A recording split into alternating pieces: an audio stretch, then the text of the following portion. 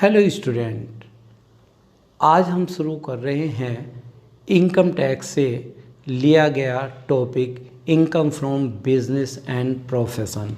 As you know very well that there are 5 heads of income. Number first, income from salary. Second is income from house property.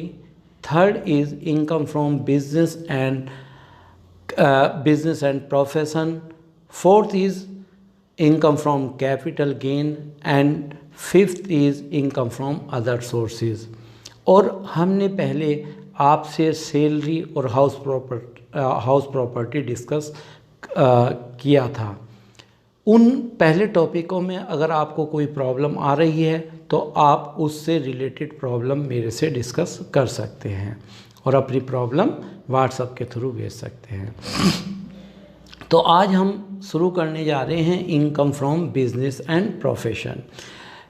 But before starting the income from business and profession, एक बार फिर मैं आप लोगों से गुजारिश करूंगा कि student, आप सभी स्टूडेंट घर पर रहिए, कम से कम घर से बाहर निकलिए। और जैसा कि आप देख रहे हैं कि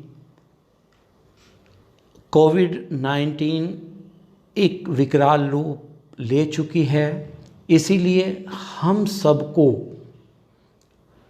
इससे मिलकर लड़ना है। समाज में एक जागरूकता लानी है और जागरूकता लाने का कार्य नवयुवक सबसे ज़्यादा बेहतर तरीके से करते आए हैं। इसीलिए मैं अपने स्टूडेंट से कहूँगा कि वो भी अपने आसपास में, अपने घर में, अपने जानने वालों में जहाँ तक संभव हो सके कोविड-19 के खतरे के बारे में सबको बताते रहिए, उनसे बचाव के उपाय बताइए और सबसे रिक्वेस्ट कीजिए कि वे कम से कम घर से निकलें। तो स्टूडेंट, आइए let's start income from business and profession. There are 2 types of income. Number first is income from business and second is income from profession। दो तरीके से यहाँ पर इनकम दिखाई जाएगी। एक तो उन व्यक्तियों की इनकम जो कि बिजनेसमैन है और वो अपनी इनकम पीएल अकाउंट बनाकर शो करते हैं। Second, income of a professional person just like a doctor and lawyer. वे अपनी इनकम शो करते हैं। इनकम बताने के लिए वो रिसिप्ट एंड पेमेंट अकाउंट्स को बनाते हैं। तो जिस भी तरीके से आपके सामने क्वेश्चन आए income from business and profession के अंतर्गत, यदि क्वेश्चन एक बिजनेस से आए तो आपके सामने एक प्रॉफिट एंड लॉस अकाउंट दिया जाएगा और यदि प्रोफेशन का क्वेश्चन आया तो उसमें आपको रिसिप्ट एंड पेमेंट दिया जाएगा। तो सबसे पहली बात, एक व्यक्ति जब अपनी इनकम, एक व्यापारी जब अपनी इनकम को शो करता है पीएल अकाउंट बना करके और उसमें एक अपना प्रॉफिट शो करता है, तो आवश्यक नहीं है कि आयकर अधिकारी आपकी उस इनकम जो कि आपने पीएल अकाउंट में दिखाई है उससे संतुष्ट हो जाए। निश्चित रूप से वो उस इनकम में जो आपने दिखाई है, जो पीएल में जो खर्चे दिखाए हैं, जो इनकम दिखाए हैं, उनमें बहुत सी बातों से असंतुष्ट हो सकता है या बहुत सी ऐसी चीज़ें होंगी जो according to income tax act के अनुसार ना हो। तो उसके लिए आपको वो कुछ कमियां बताएगा जिसके आधार पर आपको एक revised profit and loss account बनाना पड़ेगा। 2 तरीके हो सकते हैं, या तो प्रॉफिट एंड लॉस अकाउंट दोबारा बनाया जाए लेकिन उसके लिए सारी इन्फॉर्मेशन होनी चाहिए और वो इन्फॉर्मेशन आपके पास नहीं होंगी। तो जो पीएल अकाउंट बना हुआ है उसमें जो कमियां दी गई हैं, बताई गई हैं, उन कमियों को दूर करते हुए रिवाइज पीएल अकाउंट बना दिया जाएगा। तो उस रिवाइज पीएल अकाउंट को कैसे बनाया जाएगा स्टूडेंट, उसका फॉर्मेट आपके सामने है और उस पर ही हम आपसे चर्चा करते हैं। सबसे पहले आप क्या लिखेंगे, net profit as per profit and loss account. सबसे पहले जो प्रॉफिट पीएल अकाउंट के अकॉर्डिंग दिया है उसको आप नोट कर लीजिए। उसके बाद उसमें ऐड करने हैं expensive disallowed but debited to PL account according to income tax act. तो ऐसे कुछ खर्चे जो कि आयकर विधान के अनुसार वो पीएल के नहीं होने चाहिए, लेकिन आपने उनको पीएल अकाउंट में डेबिट किया हुआ है, तो वो उससे प्रॉफिट कम हो रहा है, तो ऐसे खर्चों को वापस पीएल अकाउंट में जोड़ दीजिएगा। These are expenses. Number first is a personal expenses, just like a drawing. Personal expenses is not a part of PL. वो personal expenses is not a part of your business. तो ऐसा खर्चा personal expenses जो कि नहीं होना चाहिए PL में लिखा है, वापस इसमें ऐड कर दीजिए। Same condition with income tax. Income tax is not a part of your business expenses, इसे भी वापस ऐड कर दीजिए। डोनेशन, चैरिटीज, ये भी व्यापार का खर्चा नहीं है। Capital expenditure is not a revenue expenditure, so it is not a allowed expenses, तो इसको भी डेबिट कर दीजिए, वापस प्रॉफिट में जोड़ दीजिए। अमाउंट ट्रांसफर टू रिजर्व, जो प्रॉफिट का हिस्सा आपने रिजर्व में ट्रांसफ़र किया है वो वास्तव में व्यापार का एक्सपेंसेस है ही नहीं, तो वो भी वापस इस प्रॉफिट में जोड़ दीजिए। Preliminary expenses 1/5 of the total expenses if incurred before और आफ्टर कमेंसमेंट ऑफ बिजनेस। ये 1/5 आपका बिजनेस से रिलेटेड यदि है ये खर्चा, तो उसका 1/5 पीएल से राइट ऑफ करेंगे और बाकी डिसअलाउड। डेप्रीसिएशन, डेप्रीसिएशन भी जो इनकम टैक्स रूल के अकॉर्डिंग जितना हिस्सा डिसअलाउड है उतना हिस्सा वापस इसमें जोड़ देंगे।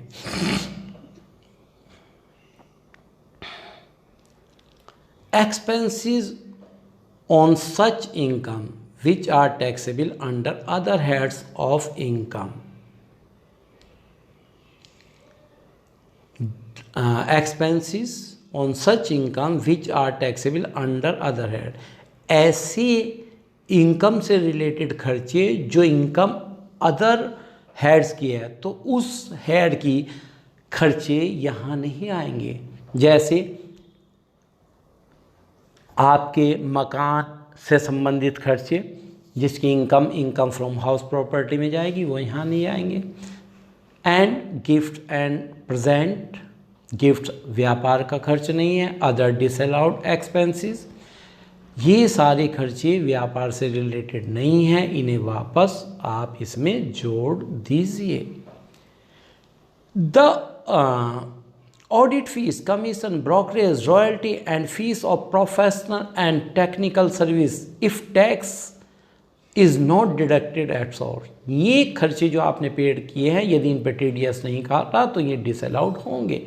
The whole amount of the expenses provided these are exceed 10,000 or 35,000 for transport operators for long journey are paid other than account, paycheck or draft of any other electronic media। and after ये जो खर्चे आपने देखे student, ये सारे के सारे disallowed, ये खर्चे व्यापार के खर्चे हो सकते हैं, आपके सामान्य व्यापार के दृष्टिकोण से आपने पीएल में लिए थे, लेकिन ये आयकर विधान के अकॉर्डिंग पीएल के खर्चों का हिस्सा नहीं है, तो ये खर्चे वापस प्रॉफिट में ऐड करेंगे। अब बात करते हैं second, income which are taxable under this head but not credit to PL account. ऐसी यदि कोई इनकम है जो कि इस हेड की थी परंतु अब तक उसको क्रेडिट नहीं किया गया, तो उसको वापस क्रेडिट करेंगे। अगर गलती से कोई इनकम आपने बिजनेस की, बिजनेस में ऐड नहीं की थी, तो वो अब ऐड कर दी जाएगी।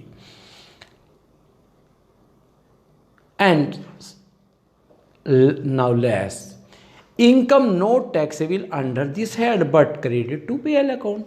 अब ऐसी इनकम जो कि आपका पार्ट नहीं है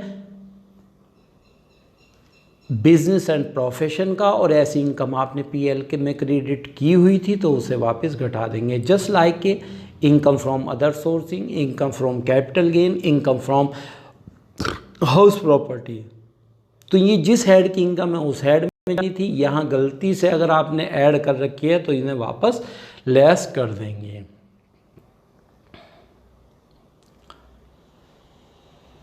Just like interest on security, dividend, taxable under the head income from other sources, income tax refund, it is not a part of income from business. Capital gain, taxable under the head of capital gain. Bad debts recovery to extent not as deduction in earlier years. Gift not taxable being capital receipt. Excise duty, custom duty, refund not allowed earlier as a deduction. If these all income are not related to your business, तो ये अगर गलती से credit की हुई है तो वापस इनको लेस कीजिए। And now less expenses and losses allowed but not debit to PL account. ऐसे कुछ खर्चे जो कि बिजनेस में आयकर अधिकारी के द्वारा नियमानुसार व्यापार के थे परंतु वो आपने अपने प्रॉफिट एंड लॉस अकाउंट से नहीं अभी तक घटाए हैं, तो उन्हें घटाना था, अब उनको घटा दीजिए। Just like a depreciation at the rate of 25% on tangible assets according to law, patent, trademark, copyright, etc. if asset is used at least 180 days. Depreciation allowed 25% on in all intangible asset, परंतु आपने नहीं घटाई तो अब घटाइए। और depreciation 12.5% of intangible asset if asset is less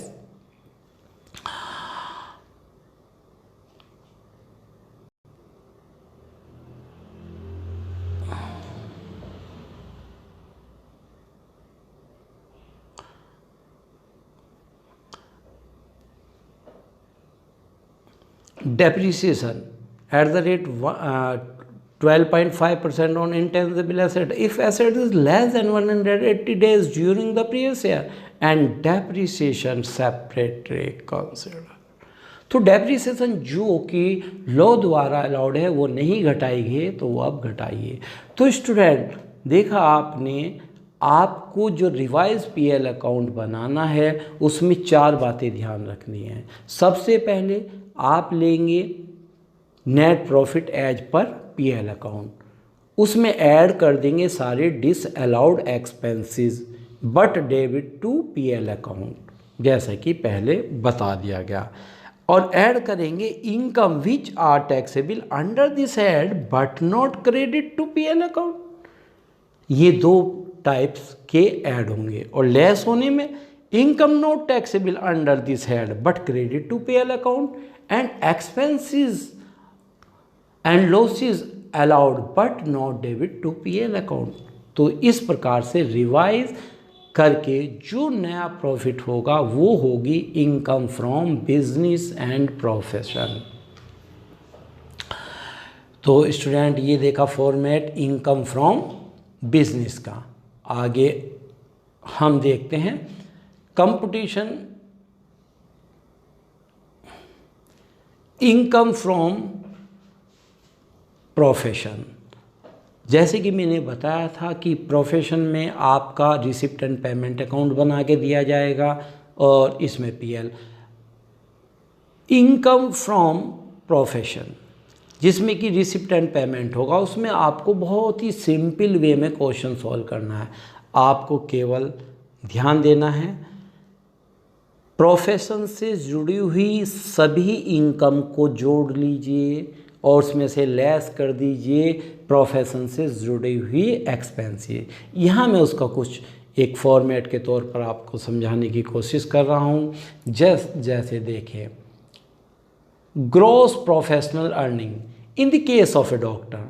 यदि एक doctor है तो उसकी प्रोफेशनल इनकम कौन सी हो सकती है? Sale of medicine, consultation fees, visiting fees, examining fees, operation fees, nursing home charge, gift from patients. These are all income related the profession. तो इन सारी इनकम को जोड़ लीजिएगा। जो भी आपका रिसिप्ट एंड पेमेंट अकाउंट दिया उसमें से ये इनकम उठा लीजिए। हो सकता है उस रिसिप्ट एंड पेमेंट में उसने अपनी कुछ receipt from capital gain, receipt from dividend, receive from house property दी हो तो वो छोड़ दी जाएंगी। And now in the case of an advocate and और ए चार्टेड अकाउंटेंट, उनसे रिलेटेड क्या हो सकते हैं? Fees from clients, consultancy fees, audit fees, income from accounting work, fees from training institute, gift from clients. These are income related to professional person. तो आप देख रहे हैं, आप समझ रहे हैं कि जो इनकम है वो मैक्सिमम आप उस प्रोफेशनल व्यक्ति को देखकर समझ जाएंगे, उससे रिलेटेड है नहीं। अब जस्ट लाइक ए एडवोकेट, अगर एडवोकेट की कुछ इनकम डिविडेंड से है, अगर एडवोकेट को इनकम उसने मकान किराए पे दे रखा है उससे है, तो वो इनकम इस प्रोफेशनल इनकम में ऐड नहीं होंगी। तो आप बिजनेस से रिलेटेड इनकम आप उसकी ऐड कर लीजिए और अब उससे उसके प्रोफेशन से रिलेटेड खर्चे लेस कर दीजिए। लेस होने वाले खर्चे स्पेशली डॉक्टर के, एडवोकेट के, चार्टेड अकाउंटेंट के सेम खर्चे जो होते हैं उनमें, जैसे रेंट ऑफ डिस्पेंसरी, अगर डिस्पेंसरी का नाम दें तो डॉक्टर का खर्चा हो गया। सैलरी अगर सैलरी टू कंपाउंडर की सैलरी डॉक्टर के यहाँ होगी। कॉस्ट ऑफ मेडिसिन डॉक्टर के होगी। जनरल एक्सपेंसेस दोनों के सभी के यहाँ हो सकते हैं। टेलीफोन चार्ज सभी के यहाँ हो सकते हैं। मोटर एक्सपेंसेस यदि उनके अपने प्रोफेशन में यूज हो सकते हैं तो उससे रिलेटेड होंगे। उसके अलावा depreciation on motor car if use in profession, depreciation और surgical equipment in the case of doctor, laboratory expenses, interest on loan, expenses of professional magazine and journal. वो उनके प्रोफेशन से जुड़े हुए जो खर्चे हैं वो सारे के सारे खर्चे आप उससे संबंधित एक साथ जोड़ के इसमें घटा दीजिए। तो स्टूडेंट, यहाँ हमने आपके साथ जो डिस्कस किया है वो डिस्कस किया है आज दो प्रकार की इनकम का फॉर्मेट। एक तो इनकम फ्रॉम बिजनेस की बात हुई है। इनकम फ्रॉम बिजनेस में आपके सामने प्रॉफिट एंड लॉस अकाउंट हो, लॉस अकाउंट में नेट प्रॉफिट में आप एडजस्टमेंट करके नया प्रॉफिट निकालेंगे। उसके बाद यदि प्रोफेशनल व्यक्ति की इनकम दी है तो उसमें इनकम में रिसिप्ट एंड पेमेंट अकाउंट आपके सामने दिया होगा और इनकम जो रिसिप्ट एंड पेमेंट के रूप में दी गई होगी उसमें आपको बहुत आसानी से कार्य करना है कि उस प्रोफेशनल पर्सन के प्रोफेशन से रिलेटेड सभी इनकम को जोड़ दें और उस प्रोफेशन से रिलेटेड सभी खर्चों को उसमें से घटा दें। तो स्टूडेंट, ये 2 टॉपिक आपने समझे हैं, इसकी प्रैक्टिका इस फॉर्मेट को रिवाइज कीजिएगा। अब मैं अगली वीडियो में आपको जो कराऊंगा, सबसे पहले बिजनेस के डिसअलाउड एक्सपेंसेस और अलाउड एक्सपेंसेस के बारे में बात करूंगा अगली वीडियो में। उससे रिलेटेड क्वेश्चन करेंगे कि कौन कौन से बिजनेस से रिलेटेड खर्चे हैं, कौन से नहीं हैं। उसके बाद उनके प्रैक्टिकल प्रॉब्लम के बारे में बात की जाएगी। तो स्टूडेंट, इन क्वेश्चन वो इस फॉर्मेट को जो आज मैंने दोनों समझाए हैं आपको फॉर्मेट, उन दोनों फॉर्मेट को तैयार कीजिए और जो भी समस्या आएगी वो मेरे से डिस्कस कीजिएगा।